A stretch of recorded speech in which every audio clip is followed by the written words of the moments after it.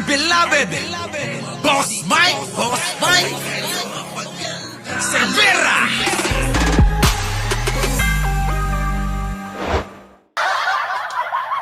Ito, si Poke. Ay, Pokes!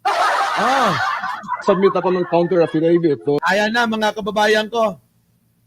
Dahil nga sinampan na ho ng kasong sedisyon, etong si General Pokes. Tumama rin. Tumama rin yung dila ko. Ha. Kasi sanay lang ho ito sa singular. Hindi plural, singular lang. Ibig sabihin, isang isang bahala na kayong bumanggit. Isang lang singular lang ang kayang nais at kaya ng aking dila. Diba? Ang hirap naman pagka plural, ang dami niyan. Diba? Higit sa isa, maaaring dalawa, maging tatlo at pwede pang madagdagan, ano? Ulitin ko lang, yung dila ko, sanay lang ho sa isa. Kaya siguro laging nababanggit General Poke. Ito na. Mukhang umiiyak na ho ito. Ito hong nasampahan ng sedisyon. Oo, nakakaumay pag marami, maniwala kayo sa akin. Ito na. of course, nag-submit ako ng counter affidavit doon sa complaint nila na inciting sedition at saka inciting to rebellion. Nako, rebellion at saka sedition pala kaso. Grabe ka, makukulong ka, Pokes. Ay! Tokininam. Tokininam na pati bagbagak kinyam, kininam. Eto na. Ito ay doon sa mga post ko sa Facebook na sinasabi nila ito ay mga inciting to sedition. Oo nga, hindi mo kasi iniisip. Sa sobrang gigil mo. Di ba? Siguro, dahil sa sobrang pagmamahal niya kay Sarah, gusto niya nang maupo, di ba? Gusto niya nang maupo si Sarah, kaya nagmamadali sila. Sa sobrang gusto na nilang maingganyo ang sambayan ng Pilipino, kaya hindi na nila naiisip yung pong mga pinopost nila. Yun. Ganon. Inciting to rebellion. Pero sa amin, very clear, pati yung mga lawyers natin, in-explain namin na hindi ito inciting to sedition, inciting to rebellion. Siyempre, sasabihin nyo, hindi, itatanggi nyo. Kahit nga yung mga pumatay na't huling-huli na sa akto, sasabihin nila, guilty or not guilty, sasabihin ng korte, sasabihin pa rin nila, not guilty, Your Honor. Di ba? Kahit na huli mo na sa akto na yung asawa mo nakikipagbengbangan sa iba habang ikay nasa malayo at biglang umuwi ka nang hindi nagpapaalam, sinorprise mo yung asawa mo sa inyong bahay, abay may kinakasama na palang iba. At hindi lang yun. Kita nyo, natagpuan nyo pa, nahuli nyo pa sa sarili ninyong kwarto na talaga namang nag-uungulan silang dalawa. Ano ending? Diba? Ihahablan nyo. Nang alin? Nang pangangalo niya. Diba? Sasabihin sa korte. Totoo ba yung inaakusa sa iyo? Guilty or not guilty? Not guilty, Your Honor. Diba? Diba? Siyempre, aaminin nyo ba yun? Di sigurado, pag sinabi nyong guilty, Your Honor, di kulong ka na agad. Ganon, mga kababayan ko, di ba? Yan.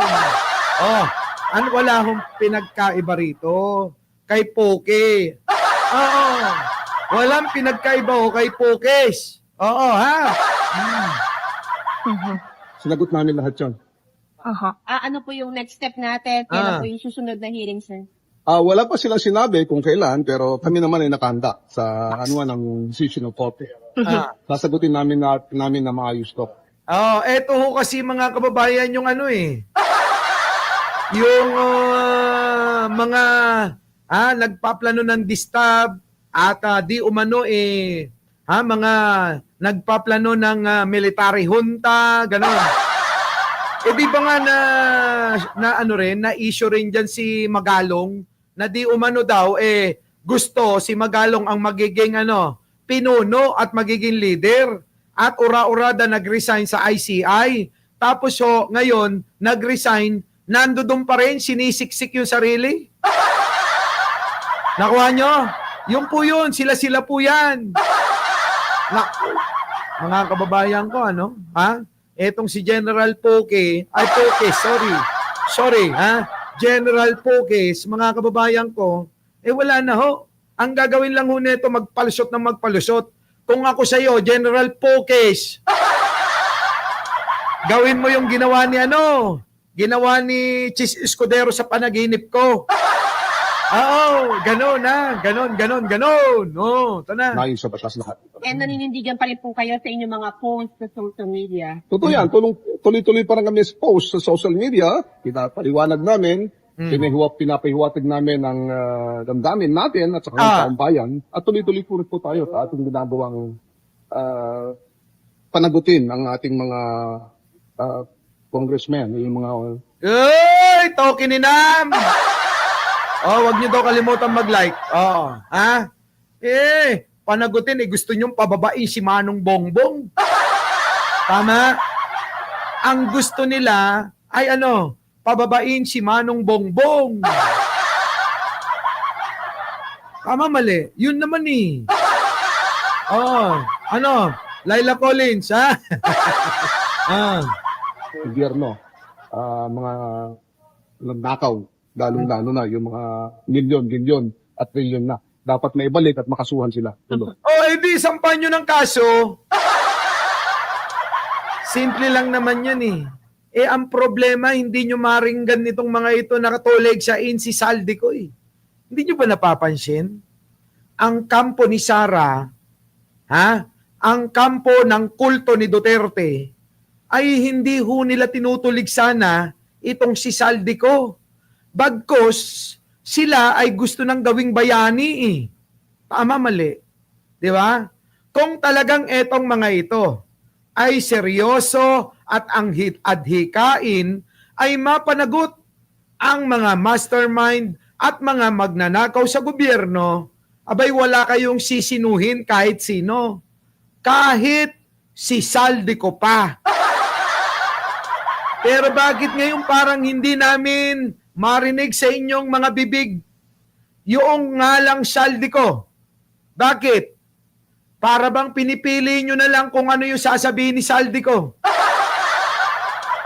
Tapos gusto nyong paniwalaan ng tao yung butas-butas, tagpi-tagpi, at Diyos ko, tanga na lang ang maniniwala kay Saldico sa mga pinagsasabi niya. Tama ba? Tama ba, mga kababayan? Yun Bakit hindi na natin marinig tong sa mga ito?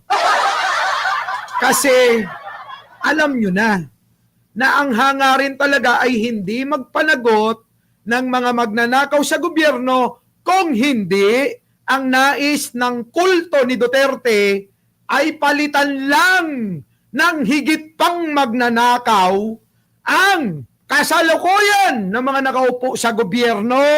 Yun! Tama, mali. Yun lang ang nais nila. Pumalit ang higit pang isang magnanakaw, mga magnanakaw sa gobyerno. Yan lang ang tanging goal ng kulto ni Duterte. Wala na hong iba.